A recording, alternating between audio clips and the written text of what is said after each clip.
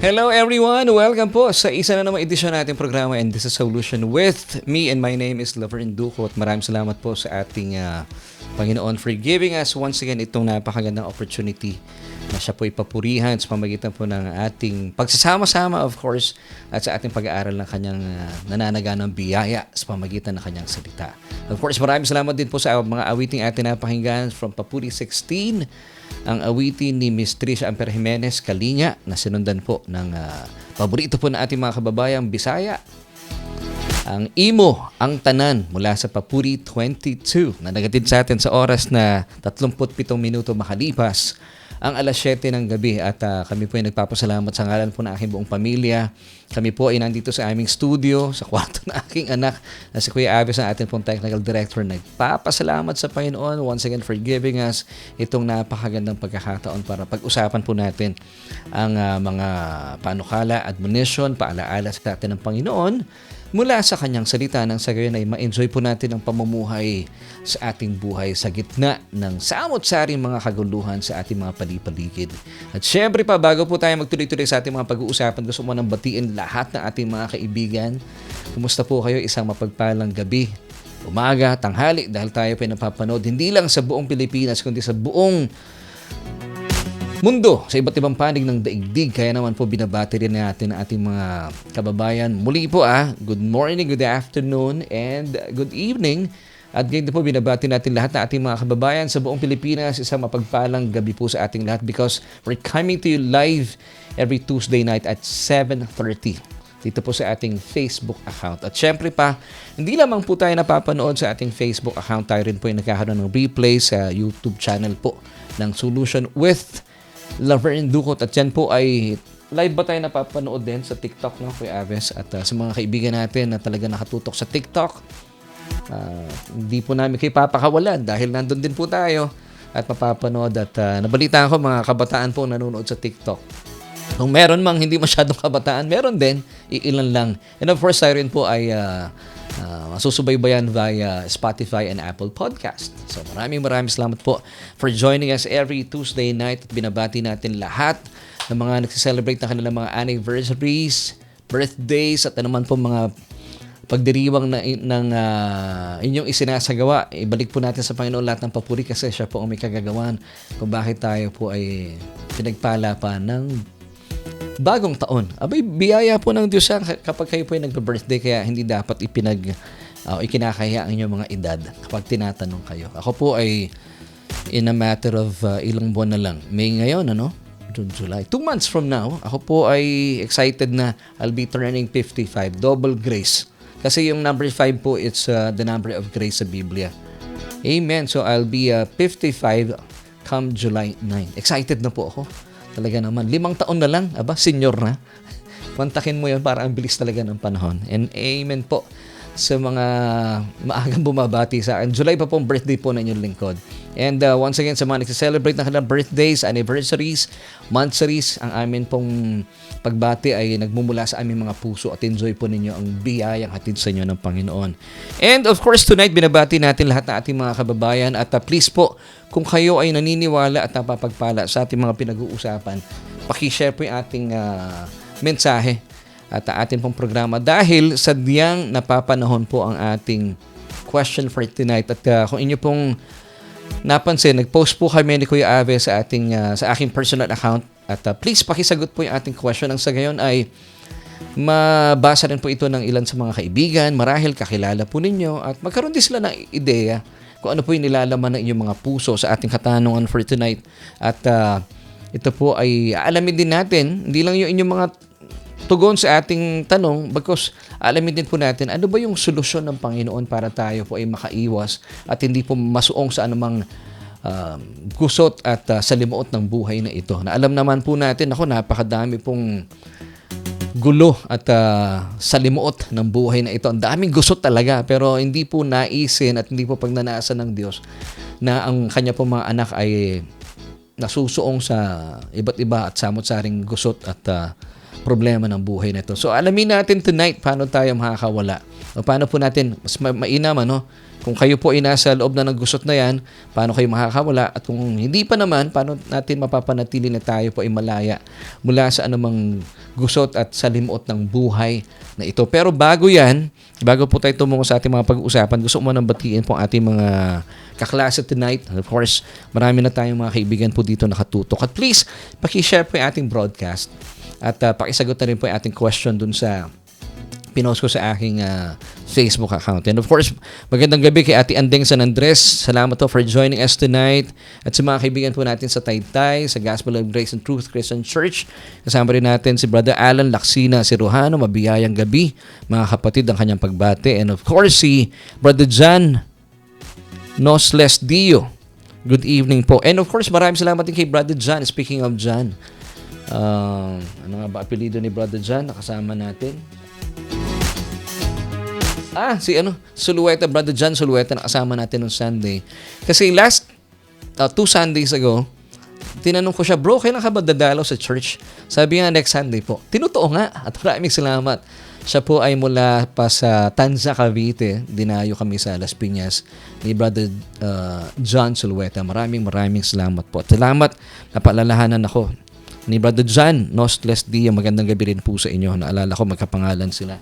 And meron pa dito, no? Binabati rin natin sila Brother Fidel Gabiola. Once again, Brother Fidel, thank you so much sa inyo ni Ate Chi. At talagang ini-enjoy na namin. Mulagi maras, alam na ni Brother Fidel yon. And next Sunday, this coming Sunday, una kayong mawawala. Miss namin kayo. And of course, binabati natin Sister Rosemary Casoko. Maraming salamat po at kayo napagpala sa ating message. Binalita sa akin ni Mrs. nitong Sunday. Amen. And binabati natin, of course, si Nanay Carmelita Mendoza Hanoras, who's watching right now, and si Sister Sally and Brother Joel Rayo, na alam ko medyo abala. Hindi siya busy, pero meron siyang pinagkakaabalahan na talagang siya po ay binayaan, napakagandang hanap buhay. Amen, Brother Joel. And thank you for, of course, silang mag-asawa po ay they joined us last Thursday sa ating Sonship Fellowship. Dumayo pa mula sa Bulacan, tumungo po sa Las Piñas. And binabati rin po natin Sister Ruth Katakutan, si Nanay Ruth, magandang gabi po sa inyo. And si Nanay Carmelita Mendoza, Nanay, kumusta po kayo? Miss na namin kayo. And binabati rin natin si Ate Jackie. Blessed evening po mga kasolution. And si Pastor Willie Wilson Tiangson Laigo, Gracefield Night, beloved Pastor and beloved Sister Jo and family. Maraming salamat po. Please, huwag kayong bibitaw. Pastor Willie, maganda po pag-uusapan natin. Si Tita Pinky, na-miss na namin sa church. Good evening po sa inyo. Ngayon din, binabati natin. Kasama natin tonight. Yun nga, si Ate Andeng San Andres. At sino pa ba? Si Brother Ralph Perocho. Blessed evening po sa inyo. Yan, maraming salamat kapatid. And ngayon din, si Sister Maylene Petalino Magadia. Magandang gabi po sa inyo. Mula dito sa Pilipinas, patungo dyan sa Qatar. Kumusta na po kayo dyan? Alam kong kayo po ay nasa mabuting kalagayan. And of course, Sister Norma Vitales. Magandang gabi sa iyo at kay sa Brother Philip. Kumusta kapatid? And may binabati na happy birthday. Ayun, si Jean at si John Angelo. May 27 birthday. Anak ni Ate Jackie, Happy birthday, John Angelo. Pagbati mula sa amin. And binabati ni Kuya Ave si Ralph. Grabe naman, boss. Bumati, boss kagad, And Sister Marisa Remo Paganpan, magandang gabi po sa inyo. Good evening, sabi ni Sister Norma Vitales. Ganun din si Ate Ellen, Maria Ellen Mateo Lucito. Magandang gabi po sa inyo. Yan, binabati rin natin si Sister Dolores Santa Ana, who's watching right now. And yun, bumabati kay Angelo bukas, May 27. Si Mami Jo na nasa baba, nanonood habang nagluluto ng aming masarap na dinner, courtesy ni Kuya Aves. Maraming salamat. And siya pala, birthday pala ni Mami Susan Cuevas. Kailan ba birthday niya? Belated ba ito o ngayon? Mami Susan Cuevas, happy birthday po sa inyo. And once again, sa lahat po ng nag-birthdays, nagsa-celebrate na kanilang mga anniversaries, anuman po yan, monthsaries, kami po ay nakikigalak po sa inyo. And of course, excited na po ako habang dumarating pa po yung mga pagbati ninyo Please po, don't forget, pakisagot po yung ating question sa aking personal Facebook account. Nang sa gayon, mabasa po ito ng maraming tao. At alamin ko na rin kung ano po ang inyong tugon sa ating question for tonight. At syempre pa, tuloy-tuloy po ang inyong panonood. Ito lang yan sa inyong programa kung saan naghahatid ng tugon sa ating tanong. Dito yan sa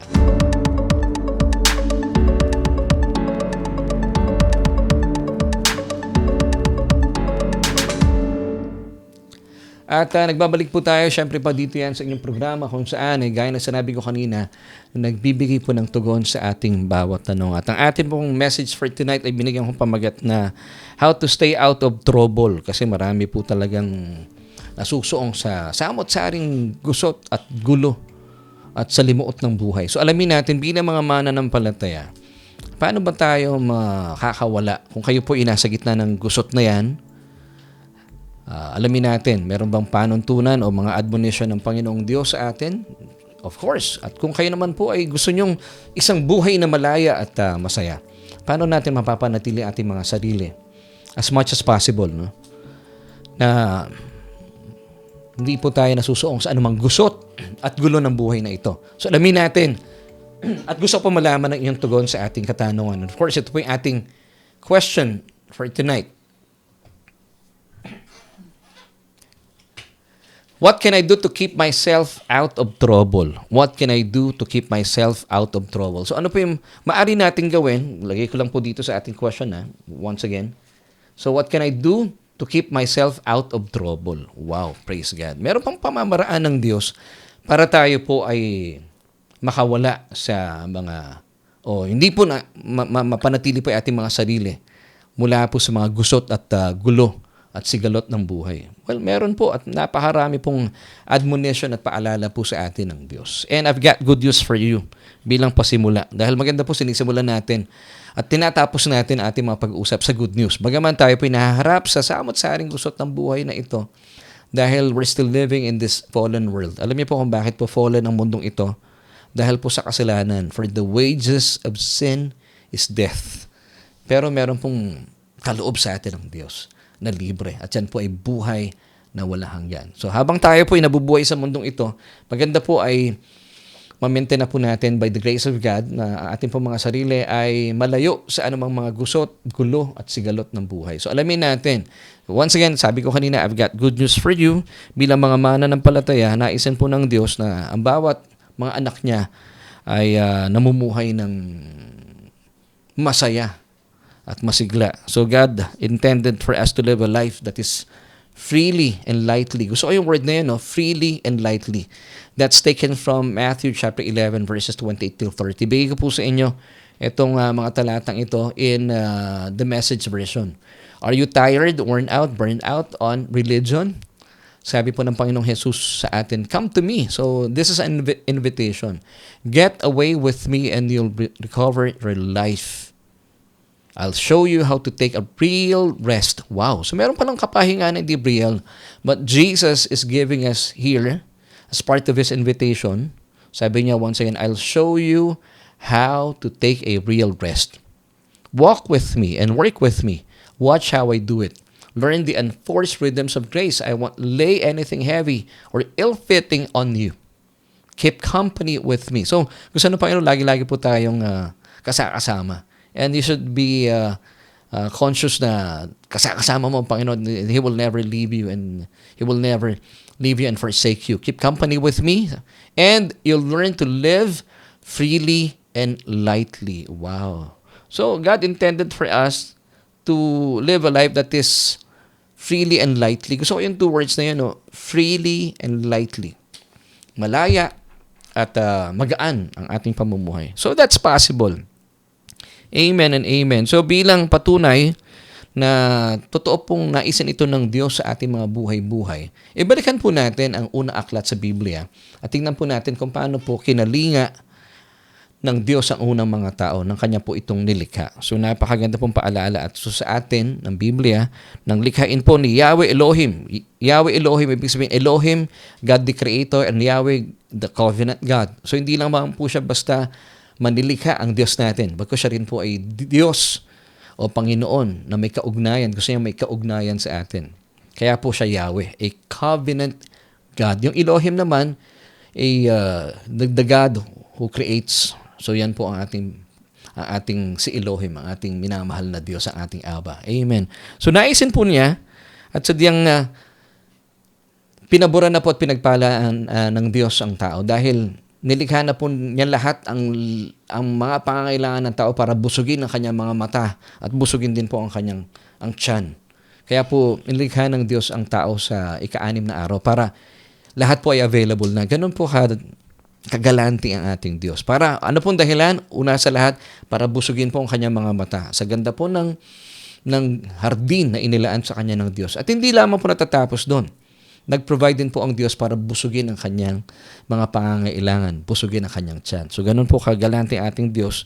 At ito po ay mababasa natin sa Genesis chapter 2 verse 27. At talaga naman po pinagpala ang tao dito.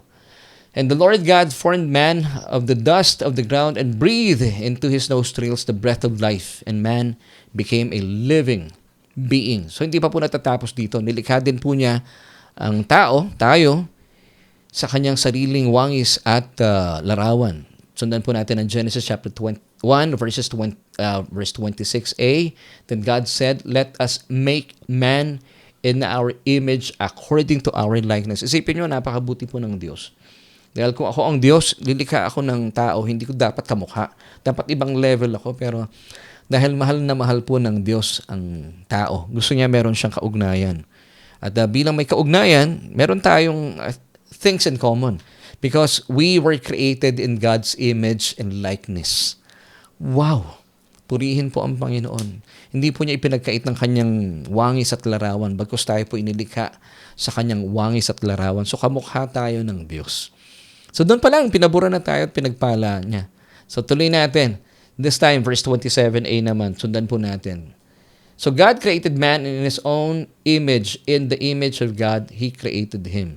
So bakit po niya tayo nilikha? Dahil gusto niya, meron tayong ugnayan. So bilang tao, ang panukala po, admonition sa atin ng Diyos, dapat talaga para ma-enjoy po natin itong buhay na ito, sa gitna po ng bagsak na kalagayan ng mundong ito, dapat una sa lahat, you need to have a personal relationship with God through His Son, Jesus Christ. Kaya nga po sabi ng Panginoong Diyos in Romans chapter 10 verse 9, paano po tayo magkakaroon ng relasyon sa kanyang bugtong na anak? If you confess with your mouth the Lord Jesus Christ and believe in our hearts that He was raised from the dead, you shall be saved. So yung ugnayang ito, pag tinanggap mo ang kanyang bugtong na anak na si Kristo, makakamit mo rin ang kaligtasan. Amen. Mula sa bagsak na mundong ito, at hindi lamang po doon ang scope ng kaligtasan natin. And even po makalipas ng buhay na ito dahil kapag tayo po ay lumisan na sa mundong ito, ay mararanasan po natin ang buhay kapiling na ating Panginoon. Amen. So, muli po, so maganda dito, balikan natin yung talata na ating binasa kanina. Genesis chapter 1 verse 27a. So, God created man in His own image. In the image of God, He created him. Amen. So, yan. Pwede naman natin ibalik, Kuya. Meron na tayong video. Yun. Maraming salamat kay Kuya Aves. So, doon pa lang, blessed na po tayo. So, gusto ng Panginoon talaga ang tao para mabuhay ng freely and lightly. May kaugnayan sa kanyang bugtong na anak. Pero pag wala po kayong kaugnayan, you will never experience itong sinasabi ng Matthew chapter 11 verse 13 na binasa natin kanina. Hindi mo mararanasan ng pagkilos at pakikisalamuha sa Diyos. So, first and foremost, kung kayo po ay isang tao, na alam kong tao na nanonood ngayon, naisin po ng Diyos at kanya pong pagnanasa na magkaroon ka ng relasyon sa kanyang bugtong na anak na si Kristo. So, kung meron po kayong relasyon sa Diyos through His Son, Jesus Christ, check na po yan. So, unti-unti na po binibigay ko na sa inyo yung mga admonition ng Panginoon. So bilang tao, so meron ka ng relasyon sa Diyos, hindi po natatapos dito.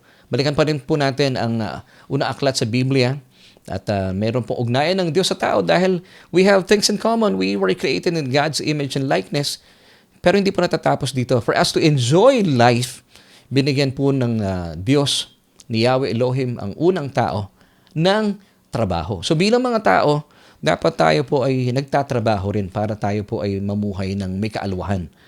So, nagtatrabaho tayo para gamitin po yung ating mga kaloob na ipinagkaloob sa atin ng Diyos para sa atin pong kabuhayan. So sundan po natin ang istorya.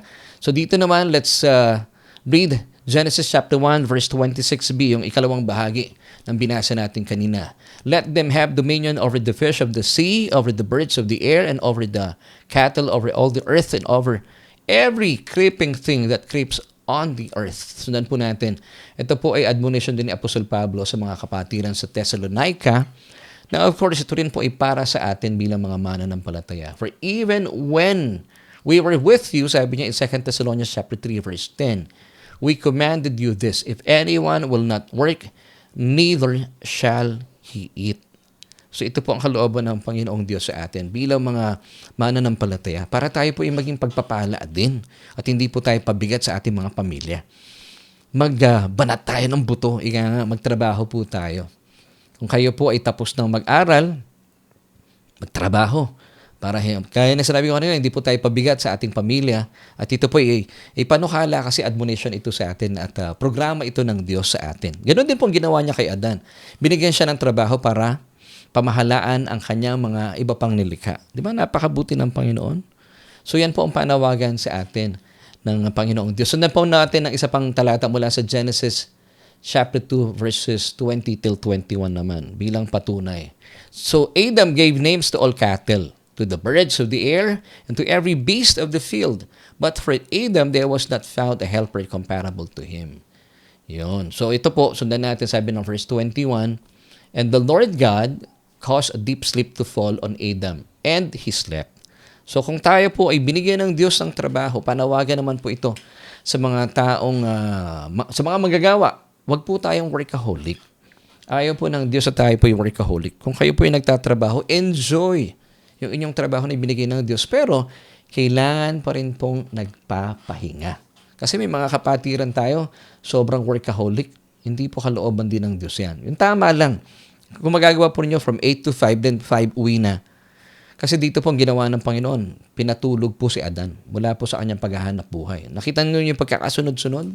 So may trabaho siya, and then, pinatulog. So, panawagan sa mga manggagawa, matulog. Huwag naman trabaho lang ng trabaho kasi po pa nagkasakit kayo, hindi na kayo makakapagtrabaho. Mauubos po ang inyong mga ipon. So, panawagan niya sa mga manggagawa. Ikalawa, panawagan naman sa mga employers naman. Patulugin naman at pagpahingayin niyo po yung mga manggagawa. Kasi pag hindi po nakapagpahinga yan, hindi po sila magiging productive. So, kayo rin po maapektuhan. Meron kami mga kaibigan, kakilala, even po sa aming church. Meron silang mga employers talaga naman. Hanggang linggo yata pinagtatrabaho. Sabi namin sa kanila, ipanalangin po yan dahil sa totoo lang, kailangan nilang magpahinga. Kasi po pag tayo pagod na pagod, magdudulot po iyan ng sakit at sakit sa ating, hindi lang sa ating kalooban, pati po sa ating mga katawan. At kapag kayo po yung nagkasakit, hindi na po kayo maging creative. Hindi nyo na po may lalabas sa inyong mga husay sa inyong pagtatrabaho. At panawagan po sa mga employer, pagpahingahin, patulugin din po ang inyong mga manggagawa. Dapat nga lang ang akin pong panukala, 5 days a week lang ang trabaho.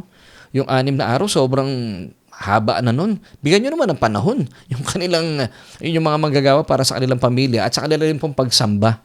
Yung 7 araw, ilaan po natin. Actually, yung first day natin, ilaan natin. That is Sunday sa Panginoon. Amen and amen. At ito rin po ang panukala sa atin ng author ng aklat ng mga taga-Hebreo. Sabi, and I believe this was Paul. Mga taga-Hebreo 4, mula talatang 8 hanggang 10. Kung ang mga tao noon ay nabigyan ni Josue ng lubos na kapahingahan, hindi na sana ipinangako pa ng Diyos ang tungkol sa isa pang araw ng kapahingahan. Verse 9, kung paanong nagpahinga ang Diyos sa 7 araw, mayroon ding kapahingahang nakalaan sa mga taong sumasampalataya sa Diyos. At sabi ng verse 10, sapagkat ang sino mang makapasok at makapagpahinga sa piling ng Diyos ay magpapahinga rin sa kanyang paggawa tulad ng Diyos na nagpahinga sa kanyang pagkalikha. Amen and amen. So ito po ang admonition sa atin ng Diyos. Kapag hindi po natin ito sinunod, ibig sabihin ito yung ideal talaga. Pag sinunod po natin, kasi ang intention po ng Diyos natin is to live freely and lightly. Pero kung kayo po hindi nagpapahinga, masyado kayong workaholic, o kung ang inyo naman pong employer ay talaga namang pong hindi kayo pinagpapahinga, hindi po ninyo ma-achieve yung intention ng Diyos to have a life that is freely and lightly. Sayang naman, maaga po kayong uuwi sa piling ng Panginoon. Ang gusto ng Panginoon, mahaba at mapagpala at malusog na buhay. So maganda pong admonition ito na itinusulong sa atin ng Diyos. So quick review lang. So ito po yung unang admonition sa atin ng Panginoon. Bilang mga tao, ang intention po ng Diyos sa atin at napakagandang plano niya, dapat meron kang relasyon, unang-una sa Diyos. So kung meron po kang relasyon sa Diyos, mismo na yan. Ibig sabihin, meron ka ng relasyon sa kanyang bugtong na anak at mararanasan mo ang kaligtasan. Hindi lamang po sa buhay na ito, kundi po makalipas ng buhay na ito. So meron ka ng ugnayan sa Diyos. Ikalawa, dapat po ang bawat isa sa atin, lalo tigit ng mga mananampalataya, para tayo po maging pagpapala sa mundo, dapat po nagtatrabaho tayo. Nang sa gayon, hindi po tayo pabigat sa ating pamilya at tayo po ay nagiging pagpapala rin sa ating kabuhayan. At nang sa gayon, ikaw ay pinagpala para maging pagpapala sa maraming tao. At bilang isang manggagawa, ikatlo, dapat din po tayo nagpapahinga. Dahil kung paano pong pinagpahinga ng Diyos si Adan at kung paano rin po ang Diyos ay namahinga, dapat po sundan po natin napakagandang admonition na ito. At panawagan po iyan sa ating mga manggagawa, tulog-tulog dapat pag may time. Hindi ko naman po sinasabing lagi na lang matulog, maghanap buhay, and then matulog din. Hindi naman dapat maging workaholic. And then panawagan po sa mga manggagawa, bigyan po ng sapat na kapahingahan ang inyong mga manggagawa. Nang sa gayon, kapag sila po'y nagkaroon ng sapat na kapahingahan, sila po'y magiging productive sa kanilang paghahanap buhay po sa inyong establishment o sa inyong workplace. At magiging productive din po ang inyong mga hanap buhay, ang inyong business. Amen. And then, maganda po dito, wag na po nating iniintindi pa ang ilang mga bagay-bagay. Pag sinunod natin ang mga admonition ng Diyos na ito, mapararanasan natin kapag kayo po may sapat na tulog at ini-enjoy po natin ang biyaya at pagpapala at paggabay ng Panginoon. Alam niyo po, pagkagising po ni Adan, hindi na siya ng problema. Binigyan po siya ng kaagapay ng Diyos. Marami mga tao sa ngayon sobrang abalahan at sobrang nag-worry. Sino na yung magiging kaagapay ko sa buhay? Sino mapapangasawa ko? Wag po kayo mag-alala. Gawin nyo lang po yung admonition ng Panginoon. And then, kapag kayo po may sapat na kapahingahan, alam niyo po ang ginawa ng Diyos kay Adan? Basahin po natin ang verses 21 till 24 ng Genesis chapter 2. Binigyan po siya ng katuwang sa buhay. Kaya pinatulog ng Panginoong Yahweh ang tao samantalang nahihimbing. So meron pong deep sleep dito ang tao, si Adan. So gusto ng Panginoon pag natutulog tayo, malalim para talagang masarap po ang ating pamamahinga. So ang sumunod na nangyari, kinuha niya ang isang tadyang nito at pinaghilom ang laman sa tapat niyon. And then sabi ng verse 22, ang tadyang na iyon, ginawa niya isang babae at dinala niya ito sa lalaki. Verse 23, sinabi ng lalaki, sa wakas narito ang isang tulad ko. Laman na aking laman, buto na aking buto. Babae ang tiyatawag sa kanya sapagkat sa lalaki, siya'y kinuha. And then verse 24, ito ang dahilan, kaya iniiwan ng lalaki ang kanyang ama't ina, nagsasama sila ng kanyang asawa at sila'y nagiging isa. Oh, praise God. So napakaganda mong panukala anon. So pagkagising mo, hindi na problema ni Adan ang kanyang buhay at kung sino man yung kanyang magiging katuwang sa buhay. Nakatulog siya, deep sleep, sabi dito, napakahimbing. So ibig sabihin, sinusunod lang niya yung admonition sa kanya at panukala at panuntunan sa kanya ng Diyos. Pagising niya, God provided him a helper. And in the person of Eve, si Eva. So binigyan po si Adan ng kanyang kaagapay sa buhay si Eva. So ganun din po, no? Ako rin nung araw, hindi ko talaga problema yung pag-aasawa. At talaga pong, ako'y po binigay po ng Panginoon sa akin ang isa pong pagpapala, katuwang ko sa buhay, of course, si Mami Jo. Hindi ako naging abala sa bagay na yun eh. At totoo nga po admonition ng Panginoon. And then, sa pagpapatuloy po, maganda po ay makita natin ang magandang panukalang ito. Dito na minsan nagkakaroon po ng problema ang isang tao dahil kung babalikan po natin ang verse 24 mula sa Genesis chapter 2, may maganda pong panukala dito ang Diyos. Sa pangkaraniwan, hindi po ito na isa sa katuparan ng marami mga nag-aasawa na. So basahin natin. Dito nagsisimula yung ilang mga problema ng mga mag-aasawa. Genesis chapter 2 verse 24, therefore a man shall leave his father and mother and be joined to his wife, and they shall become one flesh. So dito po ang panukala ng Diyos sa atin kapag tayo po ay nag-asawa, especially tayo po mga kalalakihan, dapat po iniiwan na po natin ang ating mga ama't ina. At tayo po ay bumubukod na talaga. Ideally, dapat ganito eh. Nang sa gayon, ay mai-practice na natin yung pagiging independent natin. Independent natin bilang ama ng tahanan at maging dependent naman tayo sa ating Ama sa Langit. Kasi kapag tayo po'y nandun pa rin at nakatira pa rin sa ating ama't ina, may tendency umasa pa rin po tayo sa kanilang mga resources. Pero bilang isang pamilyadong tao na, nandun na po, meron ka ng asawa, ang admonition po, ideally, para hindi po tayo mapasok sa anumang gusot at gulo ng buhay, humiwalay na po tayo sa ating mga ama't ina.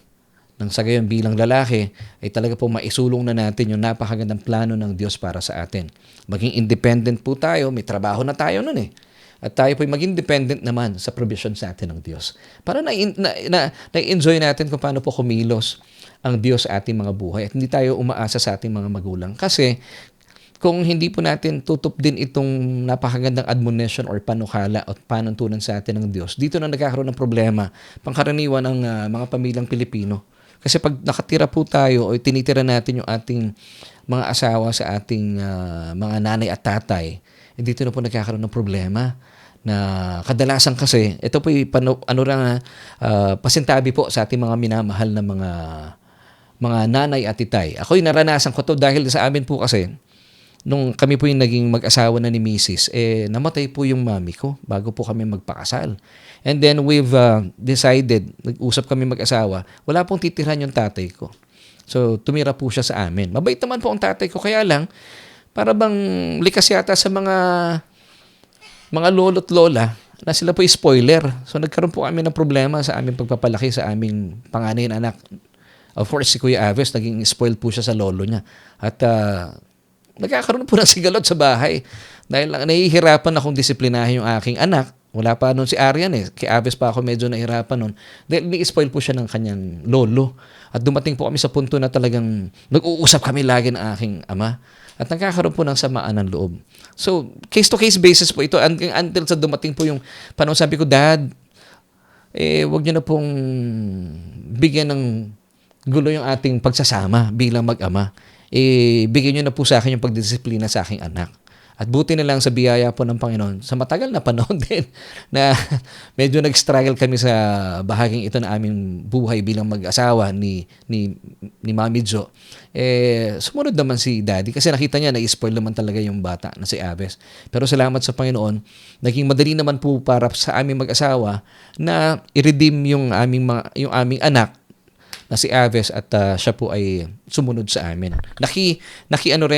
Nakitulong din sa amin yung aking daddy na nag-spoil sa aming anak noon. So ito ay pangkaraniwan nangyayari. Kaya po kung kayo po may pagkakataon, case-to-case basis ka aming pong kalagayan, ganun na nangyari at naranasan po namin yung consequence, hindi po maganda talaga. Pero kung kakayanin nyo po, kasi ito yung admonition ng Panginoon, kung kayo po yung mag-aasawa, kayo po yung ama ng tahanan, kayo yung lalaki, as much as possible, lumisan kayo sa inyong mga parientos. At sabi nga po ng Biblia, therefore a man shall leave his father and mother and be joined to his wife, and they shall become one flesh. Yun po ang sabi ng Genesis chapter 2 verse 24. Para walang gusot sa buhay. Amen.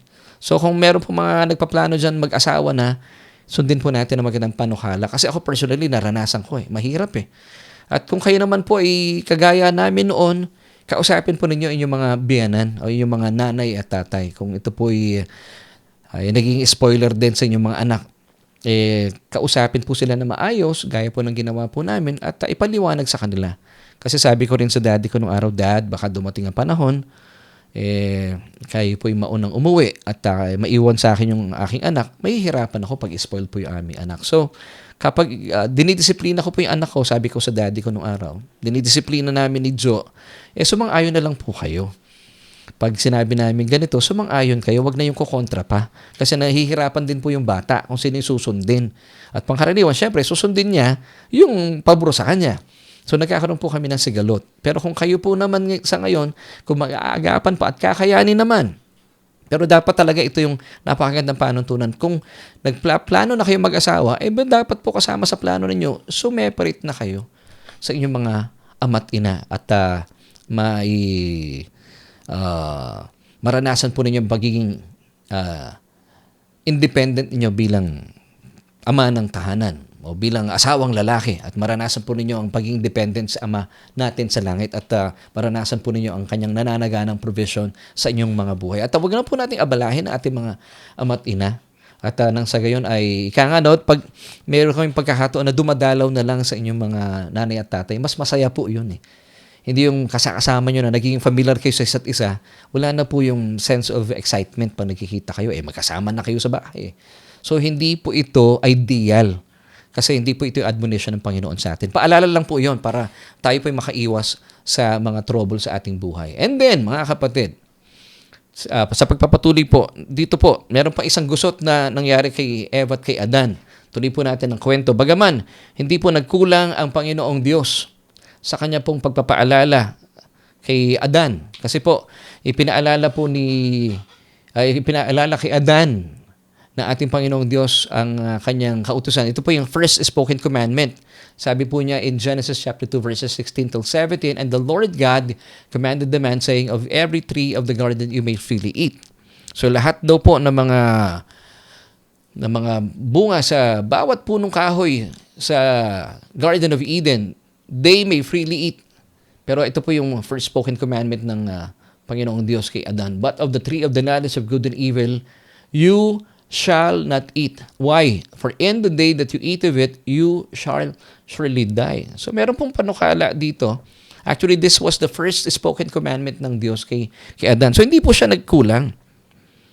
Hindi po talaga nagkulang ang Panginoong Diyos sa pagpapaalala sa tao. Ngunit sa kabila po nito, nagkasala pa rin po ang tao. So alamin po natin na nangyari kung bakit po nasuong sa pagkakasala itong sila Adan at saka si Eva, at sila po inapahiwalay na sa Diyos.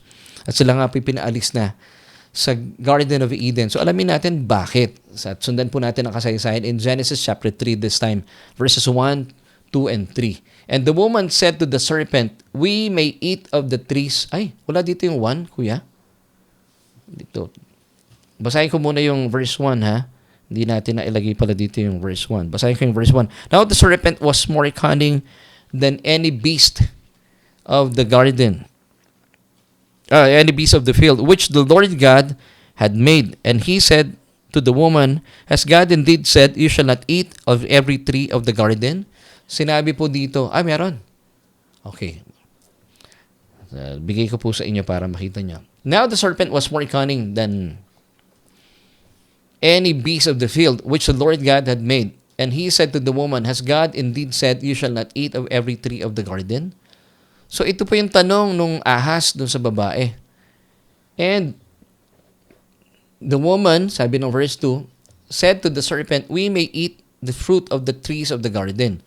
But," sabi sa verse 3, "of the fruit of the tree which is in the midst of the garden, God has said, You shall not eat it, nor shall you touch it, lest you die." Now, dito ang problema, bakit po kaya nasuong sa pagkakasala si Eva at si Adan? Malinaw po dito na hindi alam ni Eva yung first spoken commandment ng Diyos na ibinigay sa kanila. So, anong reason kaya? Maybe, hindi po niya alam talaga yung first spoken commandment. Kasi may dagdag bawas kung mapapansin po ninyo. Or pwedeng, hindi siya good listener nung sinasabi ni Adan. Kasi wala tayong mababasa na account mula sa mga nakasulat sa first book of the Bible, sa Genesis. Wala O pwedeng hindi good listener si Eve nung kinukwento ni Adan. Or probably, hindi rin nasabi ni Adan kay Eve completely yung first spoken commandment ng Diyos. Dahil nung nagtanong si Ahas, yung Ahas, of course, kabisado po nung Ahas ang first spoken commandment sa kanya ng Diyos. Kaya nga po nilinlang niya itong si Eve. Mali po yung sagot ni Eve. So tingnan natin yung big difference mula po sa sinabi ng Diyos. Ito yung good news Sabi ng Diyos in Genesis chapter 2, "And the Lord God commanded the man, saying, Of every tree of the garden you may freely eat." I like the phrase, "you may freely eat." Ibig sabihin, It gives us the idea na napakagalante po ng Diyos. Pero sa kabila po nito, ang simple po ng commandment ng Diyos, sabi nga in verse 17, "But of the tree of the knowledge of good and evil, you shall not eat, for in the day that you eat of it, you shall surely die." Ang linaw po, hindi po nagkulang doon ang Diyos. Pero sa kabila po nito, na napakagalante po ng Diyos, mukhang hindi po masyadong sineryoso ni Adan at saka ni Eva. Gaya po ng sinabi ko kanina, mga reasons pwedeng hindi po good listener si Eve, or pwedeng hindi po nasabi talaga ni Adan yung konteksto ng first spoken commandment ng Diyos, o pwedeng hindi po nila talaga sineryoso itong na first spoken commandment ng Diyos. Kasi kung titingnan po natin yung kanila pong huntahan nung ahas in Genesis chapter 3, verse 1, "Now the serpent was more cunning." At ang tanong po dito ng serpent, "Has God indeed said, you shall not eat of every tree of the garden?" Talaga bang sinabi ng Diyos hindi ka pwedeng kumain doon? Hindi naman yun ang sinabi ng Diyos eh. Di po ba? Sa pagpapatuloy, sabi ng verse 2, "But of the fruit of the tree which is in the midst of the garden, God has said," ito yung sabi ni Eve, "You shall not eat it, nor shall you touch it, lest you die." So dito po may dagdag bawas na si Eve. Nakakalungkot. May dagdag bawas na yung sinabi niya in verse 3. Ang sabi lang ng Diyos, balikan natin, ang sabi ng Diyos in verse 17, "But of the tree of the knowledge of good and evil." Okay, pakita ko po sa inyo once again.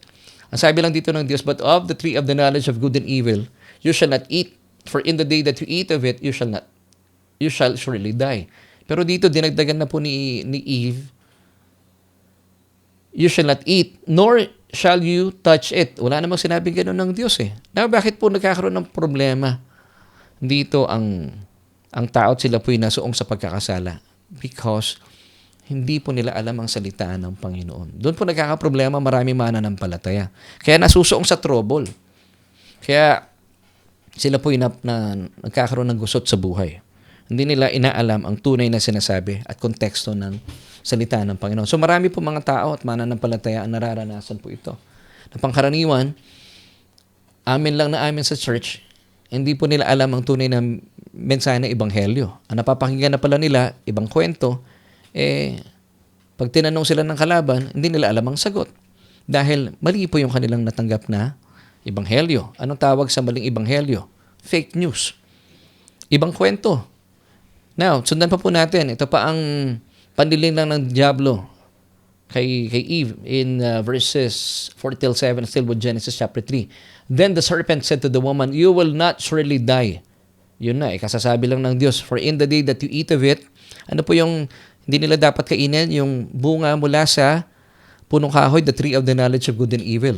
Sabi ng Diyos in verse 17 ng Genesis chapter 2, "You shall surely die." Dito po, kinontra ni serpent.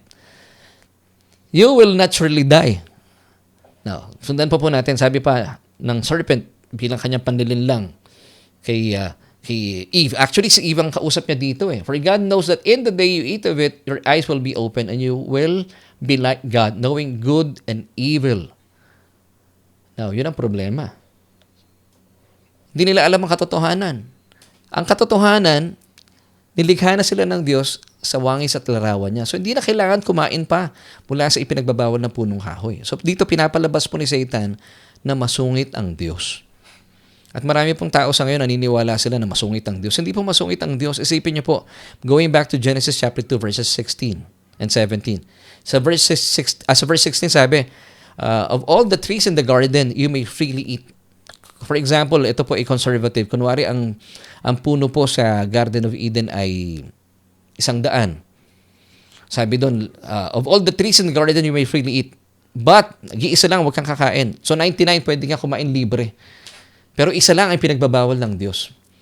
Sa siyam na punong kahoy na naroon, nasuong ang mata, o natuon ang mata nila sa nag-iisa. And then, pinapalabas pa ng ahas na, "Kakuripot ng Diyos ninyo. Hindi kayo mamamatay, so kumain lang kayo." Kasi ang ayaw ng Diyos, pag kayo kumain, mabubuksan niyo yung mga mata at kayo magiging Diyos. Pero sa totoo lang, hindi nila alam that they were created in the image and likeness of God. So kapatid, mag-inam po na alamin natin ang katotohanan. Huwag lang po kayo amen ng amen. Kasi pag kayo po ay nakinig sa kwento ng kalaban, ay talaga po may isang kayo ng kalaban. Totoo po ba yun? Amen. So, once again, mga kapatid, importante po, gusto kong ilagay po sa konteksto ganito. For example, kung kayo po ay meron pong kaibigan o kakilala nagsabi po sa inyo na may binalita, uy, si ganito, si ganyan, sinisiraan ka. Anong gagawin mo? Yung iba, pinapaniwalaan na lang di po ba? Pero dapat po hindi natin ginagawa yun Ang aking pong panukala at panukala sa atin ng Diyos, puntahan nyo yung concerned person. Kausapin nyo. Tapos i-confirm nyo, i-verify nyo. Uy, talaga bang ako'y meron ka daw sinasabing masama laban sa akin? Kasi para nalalaman mo yung kanyang damdamin. Kung nalaman yung hindi naman pala totoo, naagapan, hindi po nasayang ang inyong pagkakaibigan. Kung sakasakali namang talagang sinisiraan ka niya, maganda po alamin ninyo, ba't mo ako sinisiraan? Kasi galit ako sa iyo, may nasabi kang ganyan tungkol sa akin. So nalalaman pa natin kung saan siya nanggagaling. Naaagapan pa po yung ating pakikipagkaibigan sa taong yan. Kasi sayang naman, di ba? Ganun po ang nangyari kay Eve at saka kay Adam. May mga sinabi itong si serpent, hindi nila verify. Hindi nila binalik-balikan yung first spoken commandment ng Diyos. Kaya po sila na-trick, na-deceive ng fake news. At dahil po, naniwala sila sa fake news ng serpent, nasuong po sila sa pagkakasala. At yung pagkakasalang yon, nadamay po ang buong sangkatauhan. Damay tayo. Romans chapter 5 verse 12. So napakalaki po ng consequence ng pagkakasala o repercussion ng mga pagkakasala ni Eva at ni Adan. So ganoon din po tayo. Yung mali nating galaw, hindi natin kinonfirm, hindi natin kinausap yung concerned person. Kung talaga bang siya ay naninira sa atin, kung hindi natin kakausapin, ang tendency po noon, ang propensity ng tao, magagalit ka na rin sa tao, hindi mo na siya papansinin. Hindi mo naman na-confirm, sayang. So dapat po ang gagawin natin first and foremost, you just have to confirm do sa tao. Talaga bang may ganitong nangyayari? Alamin natin. Amen. So, ito po magandang panukala sa atin as we end. So, balikan po natin yung ating question for tonight. What can I do to keep myself out of trouble? So paano po natin mapapanatili na ating mga sarili ay malayo sa mga gusot at salimuot ng buhay na ito? At malayo tayo sa mga problema. Ito po yung ating solution for tonight. Whenever you hear a piece of news or a story, check the facts, make verification. So, ibig sabihin, dapat may due diligence tayo, meron tayong masusing pagsisiyasat. So you don't get tricked by fake news. Ulitin po natin. Ating solution for tonight, whenever you hear a piece of news or a story, check the facts, make verifications so that you don't get tricked by fake news. Amen. At ito po yung ating last two verses sa ating pag-aaral ngayong gabi. Exodo, Kapitulo 23, mga talatang 1 hanggang 2. Huwag kayong gagawa ng anumang pahayag na walang katotohanan. Huwag kayong magsisinungaling para lamang tulungan ng isang taong may kasalanan. At sabi po ng 2 talata, huwag kayong makikiisa sa karamihan sa paggawa ng masama o sa paghadlang sa katarungan. Napakaganda pong talata ito sa diyang napapanahon. Para tayo po ay hindi masadlak sa mga gusot at gulo ng buhay at hindi po tayo ma-deceive ng anumang mga fake news. So ano pong dapat natin gagawin? Due diligence. Para po sa mga journalists, pangkaraniwan na po ito. Magkaroon tayo ng masusing pagsisiyasat. Pag meron kayong nabalitaan, gaya po nung ahas, kay Eva, meron siyang sinasabi, meron siyang tinatanong. Huwag po niyong basa-basa papaniwalaan kasi sila pinaniniwalaan nila Kaya kinain ni Eva yung bunga mula sa ipinagbabawal na punong kahoy, kinain niya sa may maling paniniwala, pinaniwalaan niya yung fake news ng ahas, and then nung binigay niya kay Adan, nung kinakain pa lang ni Eva, hindi niya pinagbawalan yung asawa niya. Kaya nung binigay ni Eva sa kanyang asawa na si Adan yung bunga ng pinagbabawal ng punong kahoy, kumagat din siya. At yun po naging dahilan, kaya sila po'y nasuong sa pagkakasala at nadamay po ang buong sangkatauhan. So wala pong due diligence na nangyari sa panahon ni Eva at ni Adan. Hindi po sila nagkaroon ng fact-checking, hindi po nagkaroon ng verification, kaya po sila nagkasala. So tayo po, bilang mananampalataya, para hindi na tayo nasusuong sa anumang gusot ng buhay, magkaroon po tayo ng masusing pagsisiyasat sa ating mga buhay-buhay. Kung meron pong nagkukwento sa inyo ng maling mga balita, and even po sa konteksto po ng ating pinag-uusapan sa pag-aaral naman ng salita ng Panginoon, wag lang kayong amen ng amen. Tanungin niyo po yung mga pastor niyo, ano bang ating ebanghelyo? At gigayahin po natin mga taga-Berea, balikan po ninyo ang salita ng Diyos. Nang sa gayon, ay hindi po tayo na fake news. Hindi po dapat ibang kwento ang ating napapakinggan. Dapat ibanghelyo. Nang sa gayon, hindi po tayo na iisahan ng kalaban. Dahil sabi nga po ng kasabihan, lamang ang may alam. So maraming salamat po for joining me tonight. At dalayan ko po na naging makasaysayan po yung ating pag-aaral na ito. And of course, bago po tayo magtapos sa ating mga pinag-uusapan, gusto ko po iimbitahan kung kayo po ay wala pang relasyon sa ating Panginoon Hesukristo, na ito po yung unang panukala sa atin ng Diyos. Because we have things in common. Man, we're created in the image and likeness of God. So gusto ng Diyos, may ugnayan ka at relasyon ka sa kanyang bugtong na anak. Now, sabi po Romans 10 verse 9, kung ipapahayag na ating mga labi na tayo po ay sumasang-ayon sa Diyos na kailangan natin si Kristo bilang ating sariling Panginoon at tagapagligtas at naniniwala sa ating mga puso na siya po ay nabuhay na maguli mula sa kamatayan, tayo po ay maliligtas. That's simple. So if you want to be saved at magkaroon po ng relationship with our Lord Jesus Christ, just pray this prayer with me. Sabihin niyo po ito mula sa inyong bukas na puso at buksan po niyo yung mga labi. O Diyos, inaangkin ko ang katotohanan na ako'y walang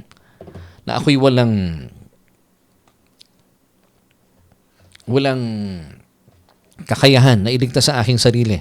Kaya naman, dalangin ko na mula sa oras na ito, kinikilala kita bilang aking Panginoon at sariling tagapagligtas. Dahil naniniwala po ako na sa iyong kamatayan doon sa krus ng Kalbaryo, winakasan ang kasalanan ko. At makalipas sa 3 araw, ikaw ay nabuhay na maguli bilang patunay na ako ay pinaging matuwid na sa iyong harapan. Salamat po, O Diyos, dahil ako'y may relasyon na sa iyong bugtong na anak na sa Kristo. Salamat po sa iyong kaloob na buhay na walang hanggan dahil ang aking pangalan ay nakasulat na sa aklat ng buhay. Amen at amen. Welcome to the family of God. At tiyak po, kung kayo po'y sumabay sa panalangin ito, binuksan ninyong mga labi at binuksan ninyong mga puso, meron na po kayong ugnayan at relasyon sa ating Panginoong Jesus. At kayo po'y kabilang na sa pamilya ng Diyos. At gusto ko naman po ipanalangin ikaw na napagpala sa ating mga pinag-usapan, na napakaganda po kung kayo po'y nasusuong sa gusot. Meron pong napakaganda mga panukala sa atin ng Diyos. Dapat po tayo po yung nagkakaroon ng mga masusing pagsisiyasat. Huwag lang kayong basa-basa tanggap ng mga kwento. Dapat po i-verify po natin ito. May due diligence, may masusing pagsisiyasat. Amen. Ang sa gayon, hindi po tayo nasusuong sa anumang gusot ng buhay. And I would like to pray for you, kapatid. O Diyos, salamat po sa kapatid na ito na kasama namin ngayong gabing ito. At salamat po dahil tinuturuan mo kami mula po sa iyong salita, mula po sa kasaysayan, mula po sa mga unang tao na kung saan ay napakaganda po ng layunin mo. Kung amin po itong susundan at susundin, ay kami po ay hindi po masusuong sa mga gusot at gulo ng buhay na ito. Salamat, O Diyos, na tinuturuan mo kami mag-verify, mag-fact check, magkaroon po ng due diligence o masusing pagsisiyasat sa mga bagay na amin pong tinatanggap at napapakinggan sa mundong ito. At ito po ay aming susuriin base po sa iyong salita. Nang sa gayon ay hindi po kami malinlang ng mga pagsisinungaling ng kalaban. At pangkaraniwan po gumagamit ang kalaban ng mga tao sa mundong ito. Panginoon, salamat. Ginagawa mo kaming matalino sa pamamagitan ng iyong mga panuntunan at sistema at mga admonition. Purihin ka, O Diyos. Salamat po sa iyong patuloy na pagliligtas sa amin. And this we pray in Jesus' name. Amen.